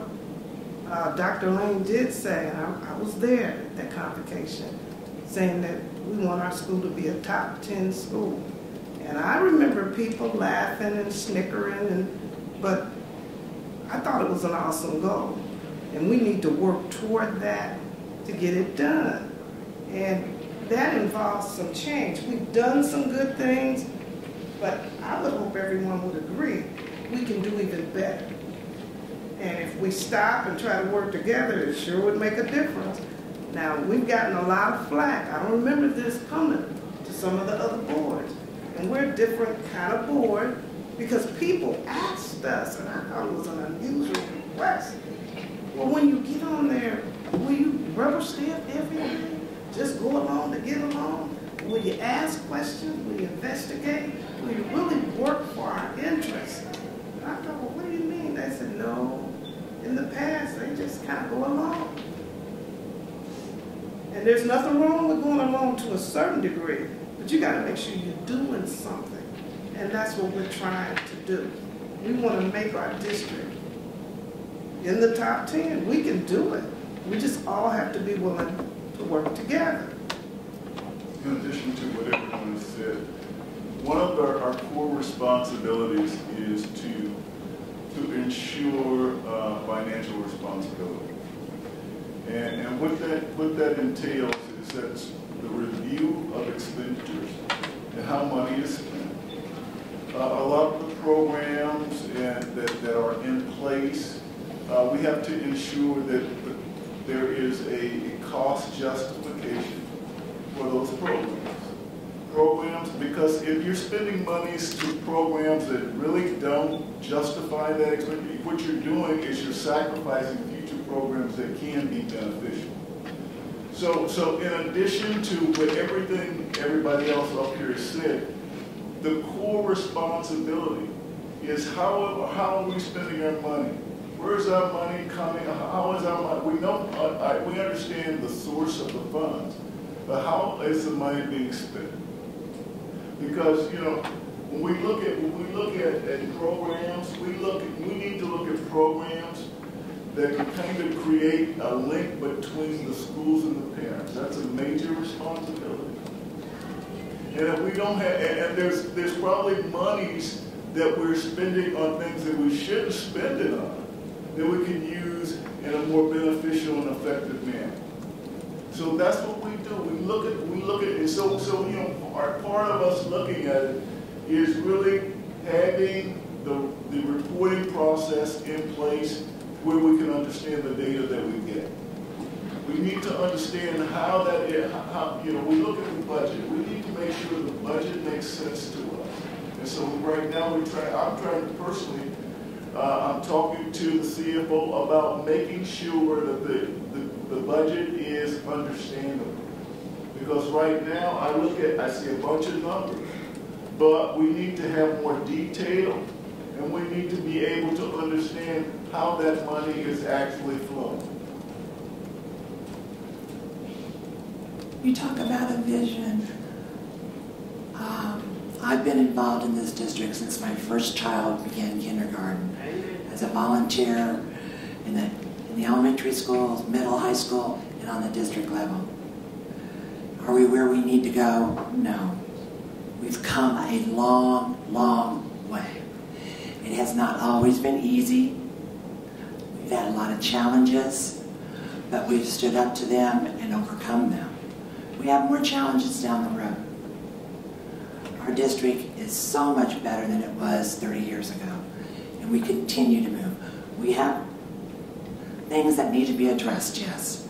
We need to address them in the correct manner, with data, and with thoughtfulness. We need to trust in our employees to provide us with the correct information, and when we don't understand it, because it's very technical sometimes, for them to explain it to us. The vision that I believe all of our board members believe in is that we need to provide the opportunity for each and every one of our children to be successful in life. Doesn't matter what part of the city they live in, which school or high school they go to, each one. And that's what we need to keep our focus on as we move on, is that each of our children deserves the best they can be. I want to thank you all for coming today. It's kind of hard to do that on a Saturday when there's so many other things you could be out there doing. Well, I haven't said much today, but I think one of our biggest challenges of the board that we have is when the state changed the election cycle. Before, when we had spring elections and the members were elected, they had time to have budget workshops and everything else. These members have come in the middle of the school year and had to jump right in. And I think that's a pretty hard job if you don't know anything about what's going on. So they've had workshops, training, and still try to do the day-to-day work that we as a board have to do. So a lot of this that has happened, I feel, is because of the way that they came on the board in the middle of the school year instead of being before they had some workshops to get this before they got here. But I thank you all again for coming, and if there's anything or any other questions, always we're open. Let us know. Yeah, we got some more minutes. We do have some more minutes, but we don't have anybody else who's made a request to speak. Is there anybody in the audience who wants to speak who didn't sign it up? Go ahead. I got two takers, so there's time for both of you, so take your turn. If you would, go ahead and state your name. Hi, my name is Ty Collins. I'm the lead college and career coordinator and athletic director over at Sumner Academy. I just finished up my 8th year as a teacher in the district. As well as Miss Esther, I have the proud privilege of taking over for Miss Page when she retired at Central. So a couple of us followed just Miss Page all day long today. First, I want to say thank you for taking the opportunity to do this. It's great to have a chance to come up and be heard as an employee, like you guys have said. I want to thank you for taking the initiative to put 3 representatives from your board on the negotiations team for the teachers union. I sit there on behalf of the NEA KCK. So I guess what I wanted to come up here and address was the last couple of comments you guys have made. I heard a lot about being fiscally responsible and a lot about being proactive rather than reactive. I have a couple of things that I really don't even have questions for you, honestly. I'm just going to toss out a couple of ideas that I have. One of them is with the building of these academies all across our district, several of our schools have adopted teaching as a profession type of pathways. I'd love to see how we could develop a relationship between a teaching pathway and a university where we could guarantee a quality urban education.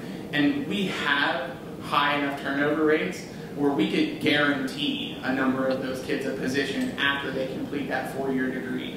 They could come back here and they could student teach with us in an urban area that could be a semester-long interview process to where we know the kind of individual that we're getting, and then they could come in and begin to serve us, number one. Then you're not only talking about people who look like your community, but came from your community. That would be ridiculously powerful. I have no clue what I could do to help you that, but I serve at the pleasure of the board to help you do whatever I can. So, another thing that I've been working with Mr. Thompson on, by the way, Mr. Thompson's done an amazing job this year serving as our halftime district athletic director. As a part of being proactive rather than reactive, I would encourage the board to look at making that a full-time position, because there are a lot of things, I see a lot of things that if Mr. Thompson was doing that full-time, or an individual in his position was a district athletic director on a full-time basis, there are a lot of things that we could probably save money on. But because we've had kind of Mr. Young and Miss Beach, they had full-time educational jobs, and then they were serving as a part-time athletic director. Their education jobs should always, and did always, take first priority over athletics. And that is absolutely the way that it should be. But if we're going to have district athletics at all of our schools, from middle school through high school, I think we need to put a quality person in charge of that. So, and then lastly, again, something I've been working with Mr. Thompson on, and I'm just going to take the time to pitch it now. I think our district needs to look at investigating doing some exclusive deals with some contracts on our equipment, on our uniforms, on things like that, to ensure that we're getting quality every time. I got a little education in Mr. Corral's office, Director of Purchasing, the other day, that when we open up things for bid, state statute states that we have to take the low bid. And sometimes that means we can't consider quality or service from the company if the lowest responsible bid doesn't come from a quality company or doesn't provide us with a higher quality product. He also informed me that if we were to develop a relationship with the company and have an exclusive agreement with them, we wouldn't necessarily have to follow those rules. But those companies would be willing to work with us, I'm sure, to keep our costs down on an annual basis. But we would ensure that we got quality uniforms every single time. So, and I'm not even just talking about uniforms, right? We're talking about chin straps. We're talking about helmets that we put on kids' heads to make sure that they don't get a concussion, things like that. So, and many of those exclusive deals come with perks as well. I know Atchison is in the process of negotiating one right now that they're going to get approximately $6,000 in extras and kind of kickbacks from the company that they end up choosing. So, but can we do that legally? That would be my question. I mean, I don't mean any harm. It sounds good, but I'm just asking. Legally, can you do that? The short answer is I'm not sure, because I don't know what the contracts would look like.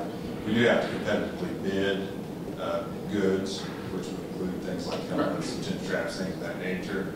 We can certainly set qualifications on what the bidding requirements and include quality within that request for bids. We may be able to purchase some things through services through the state, or some other co-ops, things of that nature, that may provide for some quality purchasing as well. So it just would depend on the circumstance, but it does have to go through a bidding process at some point. Right. You know, I think a solution is that if you are really, if you structure a proposal or a bid so that you identify in detail what you're really requesting. I want a certain quality, and make everybody see, then you're bidding apples against apples. So you really have to specify what you're bidding for and then solicit prices based on that. Not just giving them a, open bid where you can just provide, whatever, and not being by something specific and bid prices on that specific item.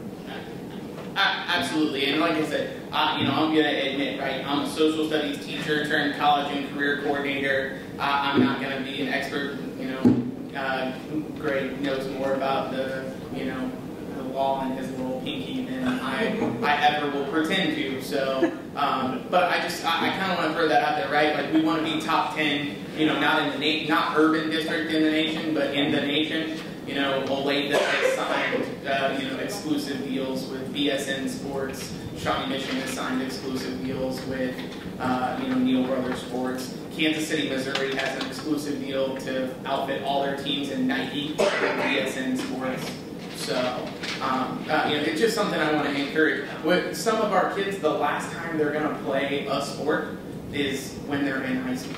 And so we want them to feel prideful. And then, quite honestly, having taught for 8 years, some of our kids, the reason they keep themselves eligible, because we all know our kids are young. Sometimes they're short-sighted, right? They don't feel the impact of their education down their career. But if football or basketball or softball keeps them at that C average, keeps them eligible, when we do reach them and they do find that love for whatever it is and choose to go on to college, then they're academically sound. And so if putting a basketball in their hand is how we keep them to that point till they can find their passion, then that's what we got to do. And a byproduct of that is that same individual you're talking about can earn an opportunity, a real scholarship to go to college. So there's a lot of benefits in a student participating in the athletics of high school. Absolutely. Thank you. Yeah, kick me out? No. Thanks, Pat. I've been working with Wayne Corral the last couple of years. I've served as an athletic director at Slagle High School, and I've been a part of athletics pretty much all of my life. I do understand the quality of uniforms, but I also understand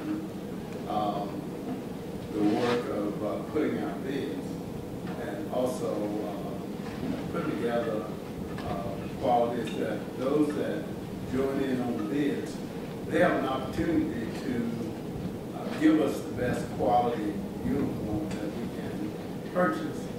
Anything over $20,000, it has to go out to bids. Now, there's been conversation about getting exclusive. As a former head coach, in which I made my own money because I had my own stadium, and because we had 2,000 to 3,000 people coming to our games, I could pick the uniforms that I wanted to purchase for my team because we had a lot of people coming through the turnstiles. That plays a big part of how we purchase and how we accumulate funds to take care of some of that. Now, we are going to put out bids for soccer and wrestling. As it relates to Sumner Academy, they have tennis and they have softball. So does Washington. Washington has softball. But for the fall sports coming in next year, we will order soccer and we will order wrestling for high schools, every high school. Middle schools will get soccer and they will get wrestling as well. Now, we have a rotation. The rotation is probably 10 years. Every 5 years we buy uniforms. And some of my discussions, the uniforms don't last 5 years. So I've been asked an opinion of whether 3 years will surpass. I question that as well. I think suburban schools, they may change every 2 years. But their budgets at those individual high schools may be as much as $300,000. Our budget may not be that much. So we we can do without sports. And we have some guarantees. If uniforms burst at the seams, then those particular companies will replace those uniforms. We only have one place that does helmets, Rydell. And then there's another small company, it used to be Bike. A helmet costs about $500 to put on a student's head, one of the really good helmets. And there's another company that's developed helmets that the quarterback at Chiefs, Smith, wore last year. It was about $1,000 for headgear. When you put a kid on the field with a football uniform, you're probably looking at close to $1,000. If they carry 40 kids, then you're probably looking at $40,000. Basketball uniforms with warm-ups, probably $500 per student. Thank you, Mr. Thompson. Okay, We thank appreciate you. it. Randy? Wake up.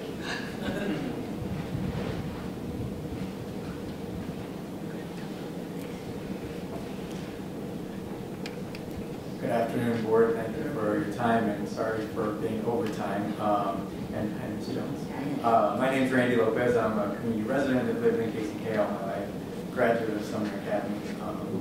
Very involved in the community here in Kansas and across the metro. So appreciate you all doing these listening tours and really taking feedback and taking everyone's opinions and thoughts into consideration as you do your work.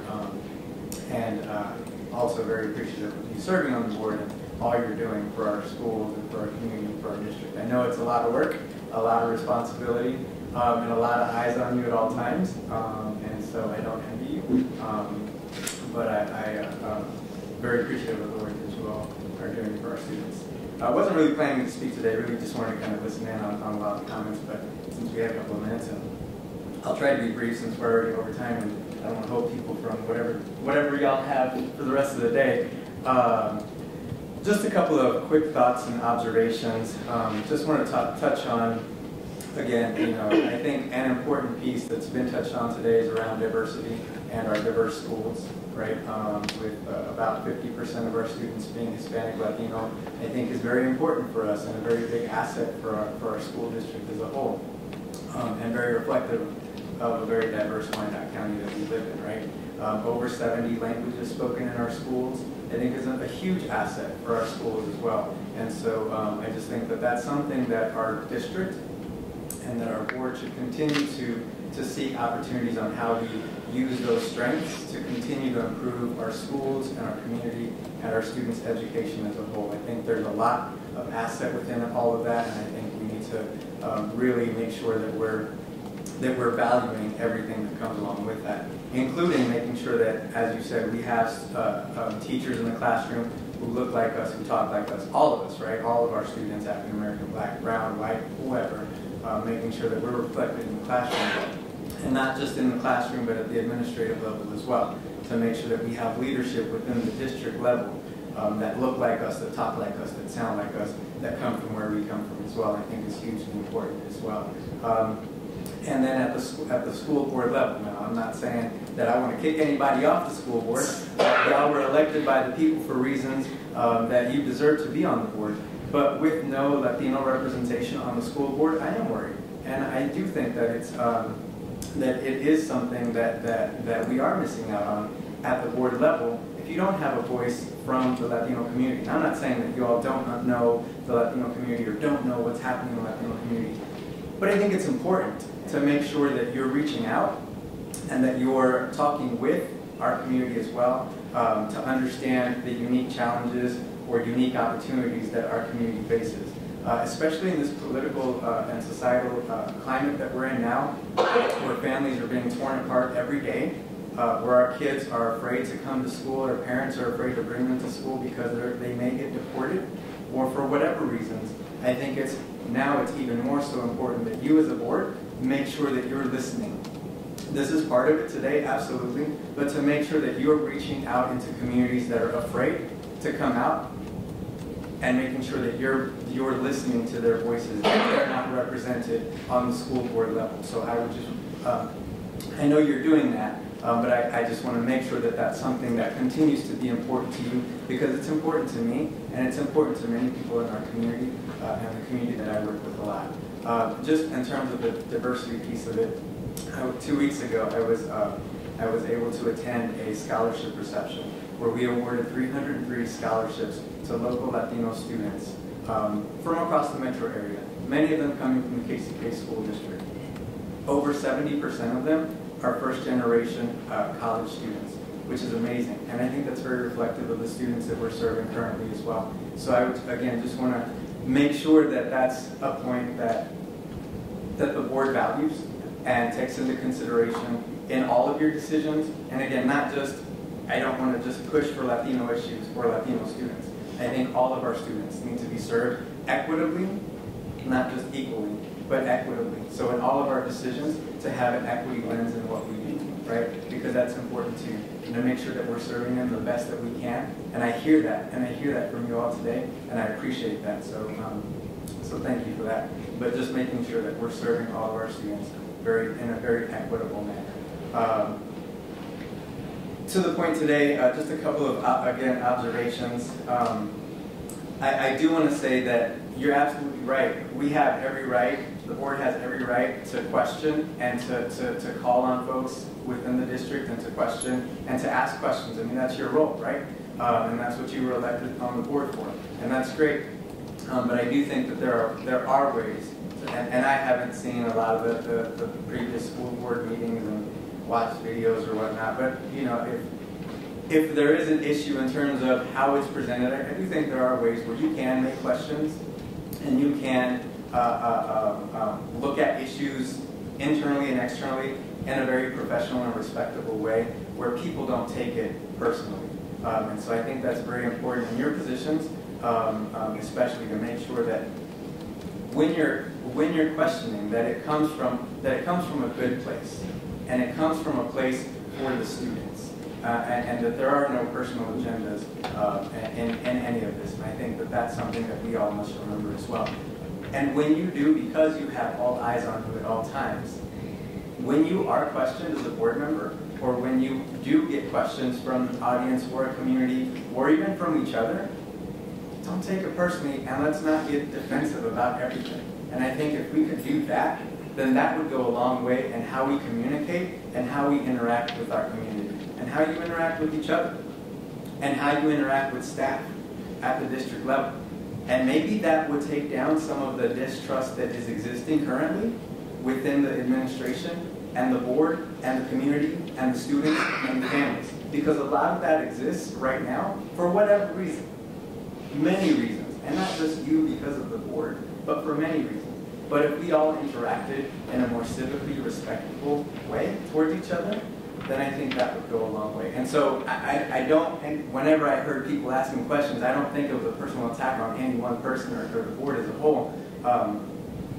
But sometimes I think a defense comes up right away when we want to answer questions or we want to defend what someone says, and we may take it as a personal attack. And I hope that the board doesn't take things that way, and instead is more listening and appreciative of the comments that come through, because they are learning opportunities for all of us, not just for the board. And then lastly, and I won't harp on the issue of the contract, since it's come up a couple of times today. I do think that, you know, evaluating job descriptions and staff periodically, all of that, I think is a thing that we should be doing, all of us, right? Like in all of our jobs, we always have to go back and look over policies and procedures, and that's great, and we need to do that periodically. I think what I heard, a couple of the questions that maybe didn't come out, or a question that maybe I just didn't hear, that I thought I was trying to be asked around the contract piece, was if it wasn't put out to bid, and I understand it doesn't have to be, right? I understand it, that the rules say the board can do whatever you want to do with that, and that's great. But if we're looking at saving dollars and pennies and all of that, great.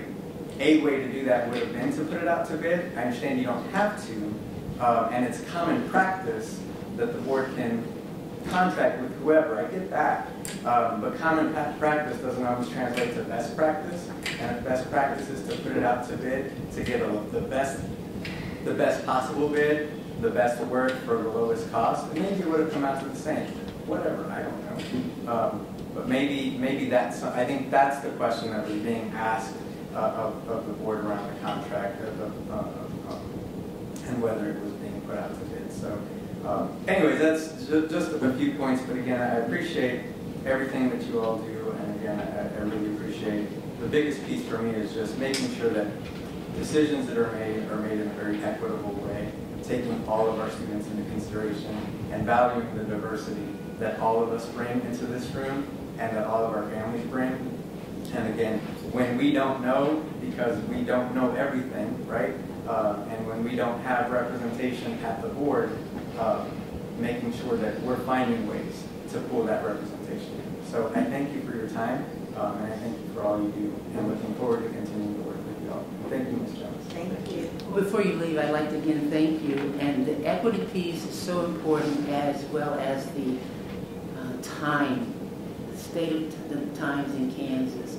Because again, clearly I'm not Latino, but when it came down to the rubber hitting the road in Topeka and the evil attempt to cancel in-state tuition for students, we had to stand up, because that was an equity piece for everybody.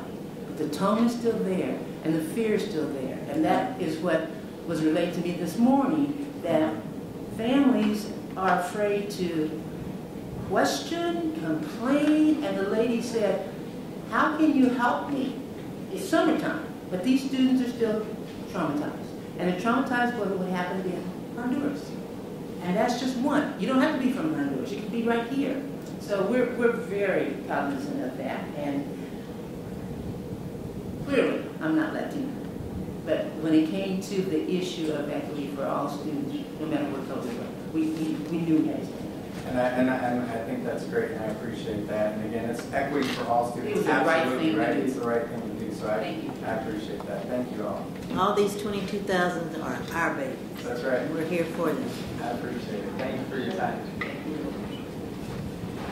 Okay, well, I think that concludes today's listening tour session. And we want to thank everybody for coming out today and for the questions you asked. And we look forward to seeing you again.